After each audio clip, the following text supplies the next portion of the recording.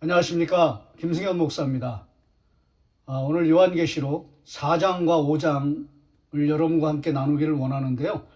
오늘은 1부로 4장을 하고요. 다음 시간에는 이제 5장 2부로 하겠습니다. 제가 이제 지난 시간에 말씀드린 것처럼 요한계시록에는 5개의 막간이 나온다 이렇게 말씀드렸잖아요. 어떤 분은 또 삽입이라고, 어떤 학자들은 삽입이라고 또 그렇게도 말씀하시고, 또 어떤 분들은 막간이다 이렇게 말씀하시거든요. 그런데 이제 그 용어가 좀 어려워서 제가 생각을 하고 또 생각을 해본 끝에 새참이다. 여러분 새참 아시죠? 고된 노동을 한 뒤에 그 다음에 이제 위로처럼 오는 시간, 우리가 간단한 간식들을 준비해서 이렇게 먹는 시간, 그래서 막 웃음꽃이 피잖아요. 위로의 시간이기도 한 그 새참. 그걸 이제 생각이 나더라고요. 그래서 저는 이제 새참 5개가 나온다. 이렇게 말씀을 드리면서 드디어 오늘 첫 번째 새참이 나옵니다. 누누이 제가 말씀드린 것처럼 요한계시록에서는 이 새참이 가장 중요하다. 가장 두께가 깊은 것이고 두께가 깊은 두께 있는 그런 부분이다. 이렇게 말씀을 드렸잖아요. 가장 깊이 있는 부분이다. 이 5개를 알아야 요한계시록을 점령할 수 있다. 요한계시록을 완전히 가슴에 담아낼 수 있다. 이제 저는 그렇게 생각을 하는 거거든요. 오늘 드디어 이제 첫 번째 막간, 첫 번째 새참이 나옵니다. 계시록 4장, 5장이 이제 첫 번째 새참인데요. 여러분 지난 시간에 제가 나니아 연대기에게 말씀을 드렸잖아요. 그 시골에 아이들이 가서 곧장에 숨었는데 거기서 놀라운 그 환상의 세계가 열렸다. 이렇게 말씀을 드렸잖아요. 꽃대롱 이야기를 저는 여러분과 함께 나누기를 원하는데요. 어떤 연못이 있었습니다. 그리고 그 연못 밑에는 그 물속이죠. 그 작은 연못 물속에 애벌레들이 옹기종기 모여서 재미난 놀이를 하고 있었습니다. 아주 재미있게 그렇게 놀고 있었는데 물 밑에서 애벌레들이 막 놀다가 좀 시간이 지나면은 이상한 그런 일이 벌어지는 것입니다. 또롱또롱 놀다가 이제 꽃대롱이 하나 있거든요. 그걸 이제 아이들이 이제 그 애벌레들이 타고 놀다가 또 중간에서 좀 떨어지고 또롱또롱 하면서 똑 떨어지고 또 또롱또롱 하면서 똑 떨어지고 그런 이제 놀이를 이제 하고 있었는데 어느 순간에는 좀 큰 애벌레가 또롱 하더니 어느 날에는 거는 그 애벌레가 안 보이는 거예요. 그러면 어디를 갔는지 알 수가 없는 거예요. 너무너무 궁금하니까 친구들 중에서 좀 말 잘하는 그 친구가 야 이번에 보니까 또롱 하면서 어느 순간에는 우리 친구가 없어지는데 도대체 알 수가 없다 어디로 가는지. 그러니까 가면 얘기 좀 해줘라 어디를 갔는지. 그렇게 약속을 했어요. 그래 그렇게 하자. 뭐 그게 뭐 어렵냐. 그렇게 해서 없어지면 나 다시 찾아와서 얘기해 주면 되지. 이제 그렇게 된 거예요. 그래서 이제 자기 차례가 된 거예요. 또롱 또 똑 떨어지고 또롱 하고 똑 떨어지고 그 꽃대를 타고 쭉 올라가다가 어느 순간에는 자기가 휙 하고 없어져 버린 거예요. 애벌레가 잠자리가 된 거예요. 또는 나비가 된 거예요. 새로운 세계가 열린 거예요. 창공의 세계가 열린 거죠. 하늘의 세계가 열린 거죠. 그리고 저 밑에를 보니까 자기 친구들이 똑같이 그렇게 놀고 있는 거예요. 쟤네들한테 얘기해 주기로 했지. 가서 얘기해 줘야지. 하고 막 신나가지고 딱 가려고 하니까는 갈 수가 없는 거예요. 들어갈 수가 없는 거예요. 물 때문에. 그런 그 예화가 생각이 나더라고요.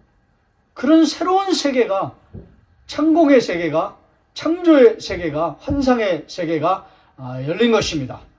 바울이 말한 나는 3000층에 가 보았다 이렇게 얘기했는데요. 오늘 그런 세계가 열리는 것이라고 저는 생각이 되어지거든요.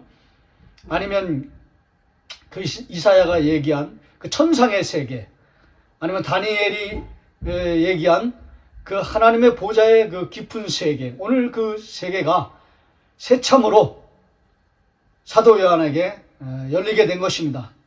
열린 문을 통하여서 오늘 이제 성경을요, 제가 이렇게 그냥 자막으로만 이렇게 띄워드리고 읽지는 않겠습니다. 열린 문이 보이고요. 그 열린 문을 통하여서 이제 하늘의 세계로, 환상의 세계로 올라가게 됐는데요. 거기 보시면 이리로 올라오라. 하나님의 장엄한 소리가 들렸습니다. 감동이죠, 감동이죠. 뭐 전혀 이 세상에서 막 시리와 낭패와 절망에 빠져가지고 어떻게 답을 주지도 못하고 어떻게 해결도 못하고 있는데, 물론 이제 그 2, 3장에서 7교회의 환상을 봤지만 그래도 마음속에는 한 가지 문제가 있었던 거예요. 왜냐면 지난 시간에 제가 말씀을 안 드렸지만은 이게 이 구조가 어떻게 되냐면은 첫 번째는 칭찬만 있는 교회, 그게 첫 번째 나오고요. 그 다음에 책망만 있는 교회, 그게 또 끝에 들어있어요. 처음과 끝에. 그리고 이제 중간에는 다 문제 한두 개씩 있는 그런 교회. 그걸 보면서 교회는 문제가 없는 교회가 없구나. 다 문제가 있구나. 그래서 이제 그것도 교회에 대한 환상을 봤지만 그것도 그렇게 크게 해답을 해석을 찾아내지 못했습니다. 더군다나 계속 그 책망 있는 그런 부분들을 막 보면서는 계속해서 우리가 이렇게 그냥 이렇게 해서는 안 되고 그냥 정신을 차려야 되겠다, 그런 생각을 가지고 있었던 거죠. 그러나 아주 큰 마음속의 질문은 풀어지지 않은 것이죠. 그래도 이 지금 로마 황제, 도미티안의 황제 박해 속에서 우리 교인들이 너무나 많이 지금 고난받고 핍박받고 절망하고 있는데, 이 사람들에게 어떻게 위로를 해줄 수 있는가, 어떻게 용기를 줄 수 있는가, 어떻게 격려를 줄 수 있는가, 답을 못 찾은 거예요. 근데 이리로 올라오라. 뭐 거기에 이제 감동이 이제 막 일어나기 시작하는 것이죠. 나를 부르시는구나. 새로운 세계로 나를 인도해 주시는구나. 열린 문을 통하여서 내가 그 세계로 갈 수 있도록 하나님께서 초청하시는 거죠. 환상의 세계로 초청하시는 거죠. 그래서 이제 환상의 세계가 열렸습니다. 제가 이제 두 번째 그림을 좀 그려드리겠습니다. 하나님의 보좌가 가장 높은 곳에, 하나님의 보좌가, 제가 그 흰수염고래, 대왕고래 최상위의 그 포식자라고 그랬는데 최상위의 그 자리에 보좌가 하나 있었습니다. 근데 그 보좌가 비어있지 않았습니다. 이게 중요해요. 이게 중요하다고 말씀드렸잖아요. 거기에 누가 앉아 계셨습니다. 그분이 누굴까요? 그분은 하나님이십니다. 정확히 말씀드리면 성부 하나님. 1장에도 성부 하나님이 나오시거든요. 1장에는 삼위일체 하나님이 다 나오세요. 성부 하나님, 성령 하나님, 성자 예수님 다 나오거든요. 1장에는 삼위일체예요. 그래서 1장이 다 끌어가는 거예요. 여기는 보좌에 성부 하나님이 앉아 계신 거예요. 그리고 그 주변에 이제 24장로라고 돼 있거든요. 이 24장로는 교회 공동체입니다. 스웨트를 포함한 모든 그 성경학자들이, 구약학자들이, 또 신약학자들이, 계시록학자들이 다 교회 공동체다, 이렇게 이구동성으로 해석을 해놨습니다. 복음이라고 하는 그 뛰어난 석학도 이거는 교회 공동체다. 왜냐하면 계시록 21장 12절과 14절 말씀 보시면 거기 아주 도장을 찍듯이 확증을 해놨습니다. 자체 해석으로 교회 공동체라고. 자막으로 이제 띄워드리겠습니다. 24장로는 어떻게 되어 있냐면, 제가 그 게마트리아 말씀을 드렸잖아요. 이제 그 게마트리아를 여기서 이제 좀 소개를 해드리겠습니다.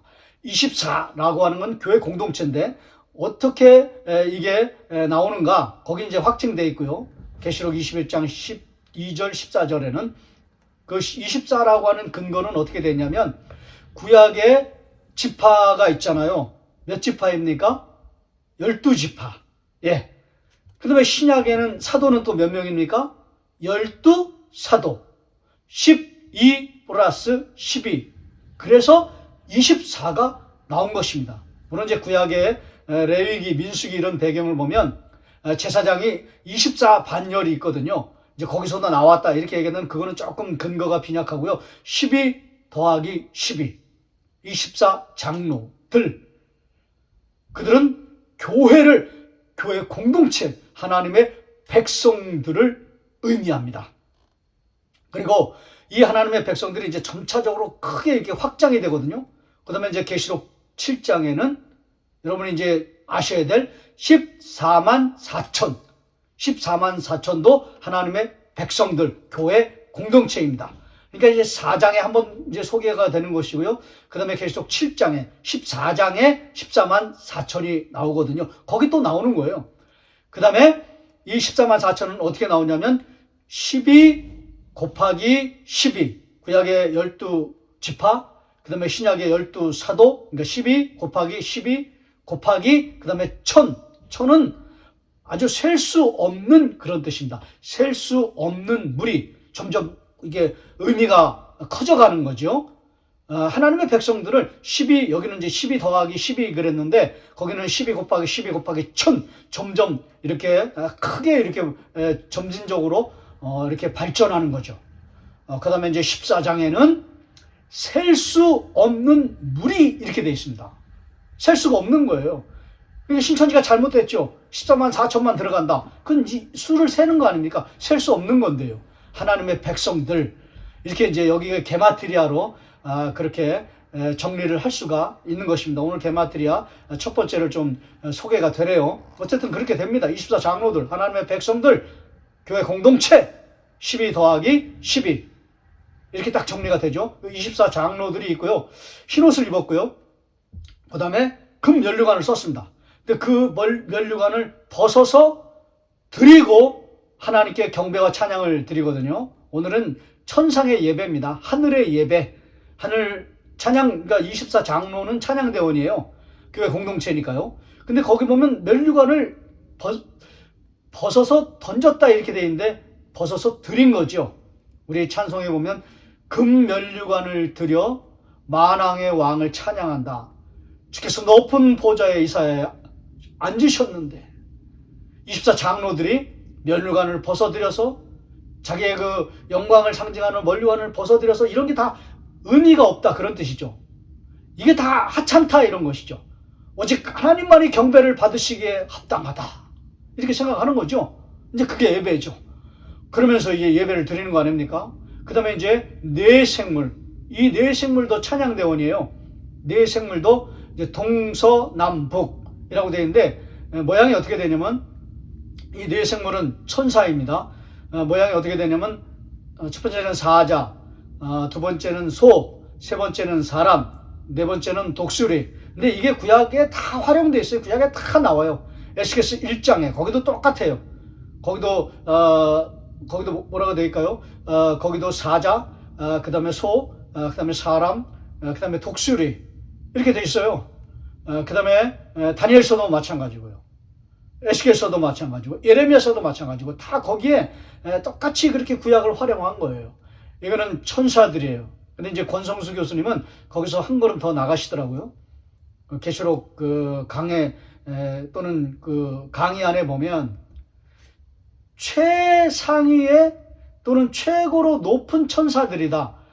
이렇게 뭐라 그럴까요? 이렇게 단계를 나눠놨고요. 이렇게 좀 서열을 이렇게 정리를 해놓으셨는데 그것까지는 제가 잘 모르겠고 어쨌든 천사들입니다. 하나님의 백성들 공동체, 교회 공동체, 그 다음에 천사들. 이 천사들이 그 주위를 둘러서 있고요. 그 다음에 이제 계시록 5장에는 드디어 어린 양 예수 그리스도께서 나오십니다.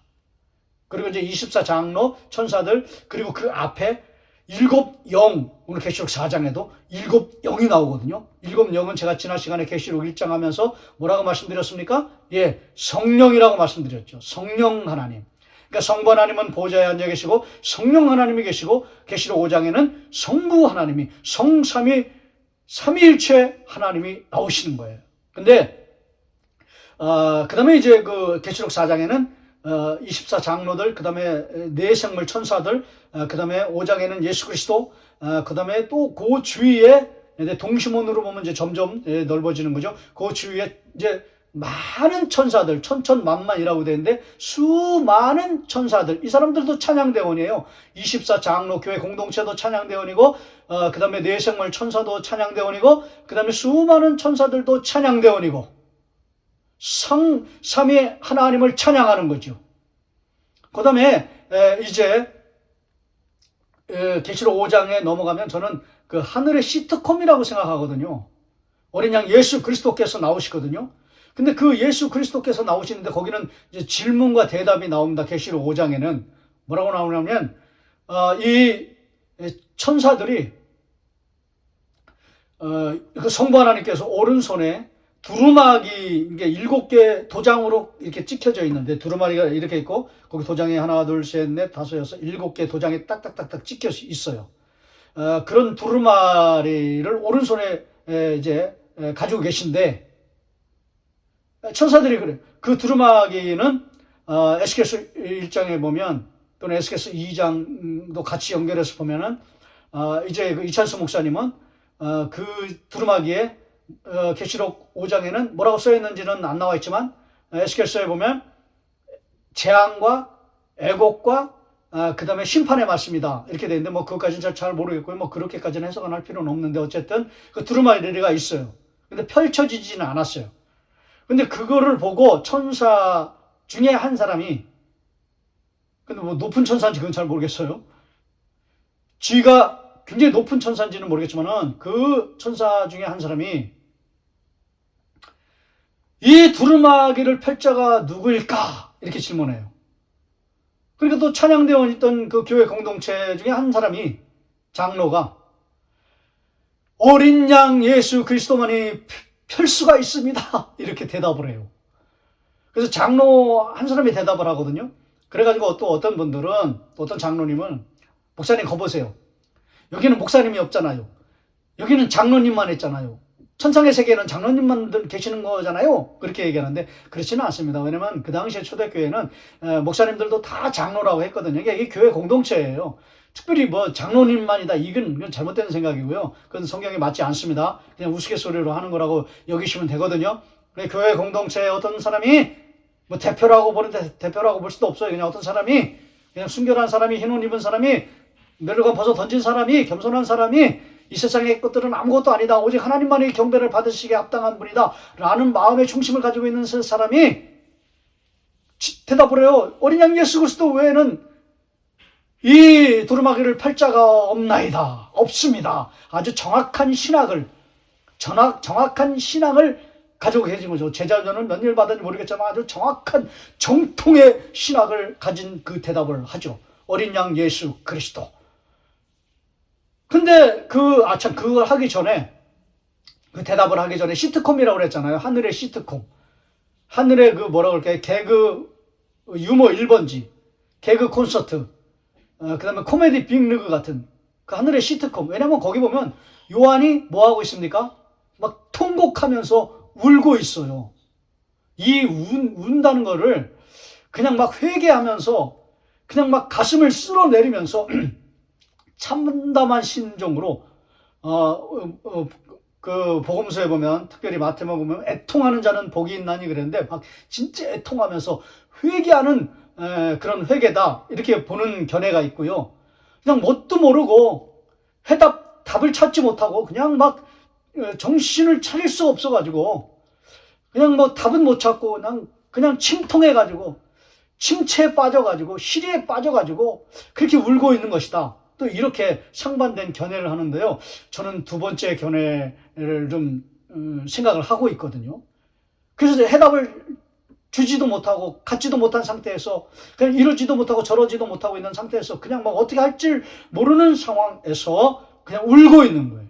하늘의 시트콤이죠. 교회 공동체의 분들이 막 영광스럽게 성삼위 하나님을 찬양하고 있는데, 그 영화로운 천사들도 찬양하고 있는데, 수많은 천사들도 찬양하고 있는데, 한 사람만 찬양을 할 수가 없는 것입니다. 예배를 드릴 수가 없는 것입니다. 모두가 다 그 영광스러운 하나님의 보좌 앞에서, 그 어미로우신 하나님 앞에서 막 감동에 그냥 취해가지고 하늘에 그냥 예배를 드리고 있는데 단 한 사람만 예배를 드릴 수가 없는 것입니다. 그냥 울고 있는 것입니다. 어떻게 할 수가 없는 것이죠. 근데 장로가 대답을 하니까 그때서야 눈치를 챈 것입니다. 아, 이거를 떼실 수 있는 분은 오직 유일하신 어린 양 예수 그리스도 밖에는 안 계시구나. 주 밖에는 안 계시구나. 없다. 주 밖에는 나의 복이 없나이다. 그런 것이죠. 거기서 막 감동이 일어나는 것입니다. 기쁨이 일어나는 것입니다. 예배가 회복되는 것입니다. 그러고 보니까는 또 놀라운 게 뭐냐면 그 하늘의 시트콤 중에서 사도 요한 때문에 근데 그 어린 양의 모습이 사자이면서 동시에 어린 양이라고 되어 있어요. 가장 약한, 가장 힘이 없이 죽임 당하신 그 어린 양, 우리의 죄를 담당하신 그 어린 양. 근데 그분이 사자이면서 어린 양. 거기서 완전히 신학이 열린 것입니다. 완전히 눈이 띄어진 것입니다. 열린 문으로 들어갔는데 완전히 심령이 열려진 것입니다. 아, 예수 그리스도 그분이 우리의 구원자시구나. 그분이 살아계시고 우리의 구원을 열어 나가시는 분이시구나. 그러면서 이제 예배가 회복되고 있는 것입니다. 사도 요한의 예배가 회복되고 있는 것입니다. 그래서 이제 마지막으로 하늘에 시트콤 찍었던 사도 요한도 이제 마지막으로 깨닫고 24장로, 네 생물, 그 다음에 수많은 천사들을 이어서 무릎을 꿇고 비로소 예배의 자리에 나아갔습니다. 그리고는 이제 마지막 이야기를 하고 마치겠습니다. 그리고는 이제 정신을 차렸죠. 그리고는 익투스, 그 크리스찬들의 그 비밀 그 전령지, 그 제가 타투라고 그랬는데요. 그 심령의 타투, 그걸 띄웠어요. 근데 그걸 띄울 때 어떻게 띄웠냐면요. 첫 번째를 이렇게 띄웁니다. 근데 그건 가짜예요. 왜냐면 그 로마의 비밀 경찰들이 막 들이닥치니까. 들이닥쳤어요. 없어요. 이제 그런 거예요. 그 2번, 또 3번, 익투스가 막 3번씩. 그러다가 진짜 익투스가 떴습니다. 사람들이, 교인들이 많지는 않아요. 다 죽도록 충성하라. 그건 순교하라는 말 아닙니까? 소만학교에. 진짜 충성한 사람들이거든요. 다 순교한 사람들이거든요. 12사도도 순교했고 수많은 평신도들도 순교했습니다. 믿음을 잃어버리지 않고 믿음을 지키면서 인내하면서. 그래서 이제 그 진짜 그 익투스가 떴습니다. 그래서 사람들이 카타콤에 모였습니다. 근데 눈물이 나기 시작하는 거예요. 너무나 슬픈 거예요. 전율처럼 슬픔이 몰려오는 거예요. 밀물처럼, 파도처럼. 왜냐면 그 전에 알았던 사람들이, 그 전에 분명히 예배했던 사람들인데 안 보이는 거예요. 이웃도 안 보이고, 동네 지인도 안 보이고, 내가 아는 집사님도 안 보이고, 권사님도 안 보이고, 장로님들도 안 보이시고, 안수 집사님도 안 보이시고, 다 안 보이시는 거예요. 집사님도 안 보이시고, 권사님들도 안 보이시고, 그렇게 교회를 충성하고, 그렇게 교회를 헌신한 그 권사님들, 안 보이시는 거예요. 다 하늘나라로 가신 거예요. 몇 명 없는 거예요. 막 감격이 오기 전에 너무너무 슬픈 거예요. 어떤 그 신학자는 이 땅의 비극이라고 표현했는데 아주 적절한 표현입니다. 아주 정확한 표현입니다. 이 땅의 비극이 철철 넘치는 거예요. 그 카타콤에. 근데 드디어 요한이 사자가 되어서 아포칼립시스, 이 계시란 말이거든요. 묵시란 말이거든요. 하늘의 묵시, 하나님의 계시의 말씀입니다 하면서 낭독하는 거예요. 열린 문이 있습니다. 이리로 올라오라. 올라갔습니다. 하나님의 보좌 분명히 보았습니다.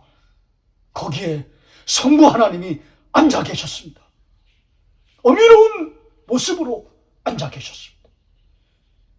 24장로들, 저와 여러분이 24장로들인데 저는 잘 몰랐습니다. 24장로인지도 모르고.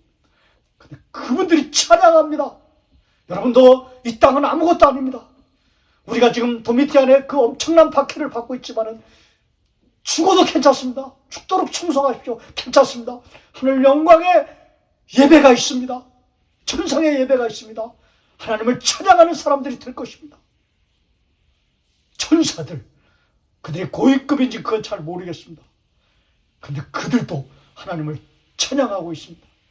수많은 천사들도 하나님을 찬양하고 있습니다. 그리고 드디어 어린 양 예수 그리스도, 그분은 죽으셨다, 승천하셨다, 믿을 수 없다. 부활하셨다, 믿을 수 없다. 승천하셨다, 믿을 수 없다.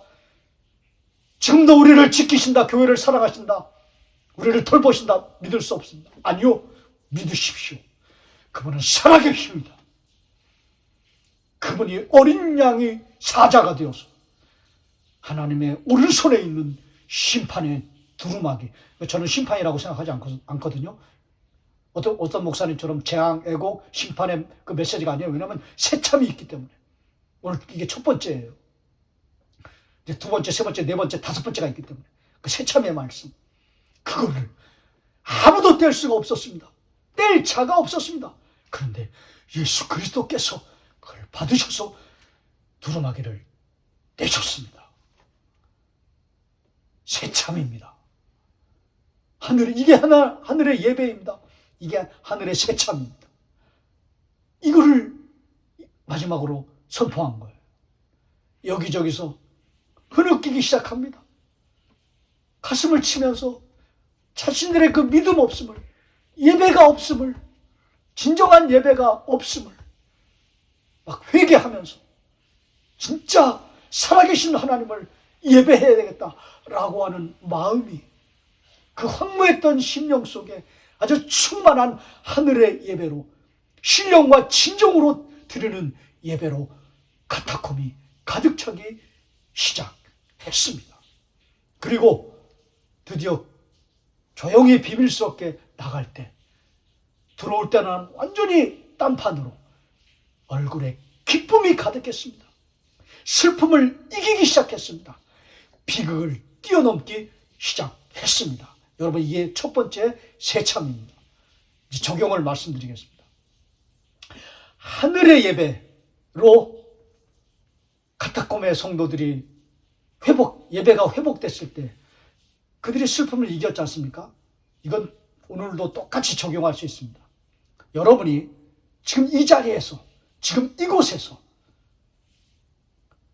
하늘의 예배를 재현하셔야 여러분의 슬픔을, 비극을 이길 수가 있는 것입니다. 여러분이 직장에서 많이 힘드시죠? 사회생활하면서 많이 어려우시죠? 고통을 많이 받고 계시죠?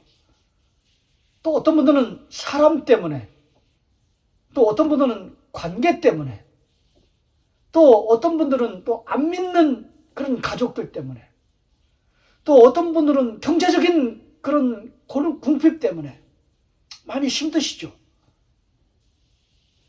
여러분, 그런 힘든 그런 것들을 제가 답을 줄 수는 없어요. 그런데 그런 힘든 상황 속에서 여러분이 하나님의 지원에 오셔서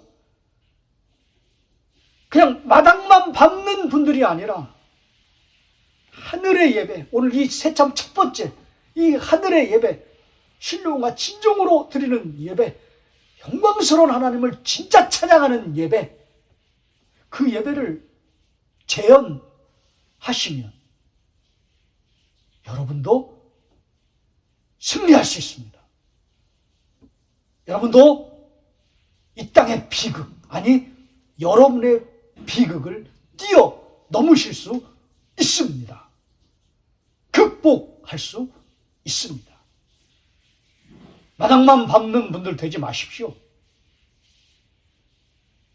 형식적인 예배에 찌든 사람들 되지 마십시오. 그냥 우르르 몰려왔다, 우르르 나가는 그런 분들 되지 마십시오. 카타콤의 그 새참의 첫 번째를 받아먹고 막 진짜 하나님을 경배하기 시작한 그 카타콤의 성도들처럼 여러분의 교회에서, 하나님의 성전에서, 성전이 얼마나 중요한 곳입니까? 하나님의 임재가 있는 곳 아닙니까? 건물이라고 말씀하지 마십시오. 하나님의 임재가 있는 곳입니다. 그것을 경험할 수 있는 곳입니다. 성령님을 만날 수 있는 곳입니다. 성부 하나님을 만날 수 있는 곳입니다. 성자 예수님을 만날 수 있는 곳입니다. 거기서 24 장로들처럼 엎드려서 하나님의 임재를 갈망하고 사모하고 하나님을 만나기를 원합니다. 하나님을 배우기를 원합니다. 말씀하여 주시옵소서. 나를 다스려 주시옵소서. 나를 치유하여 주시옵소서. 나를 회복시켜 주시옵소서. 라고 그렇게 고백하시면서 마음을 다 찢어서 하나님 앞에 신령과 진정으로 예배를 드리시면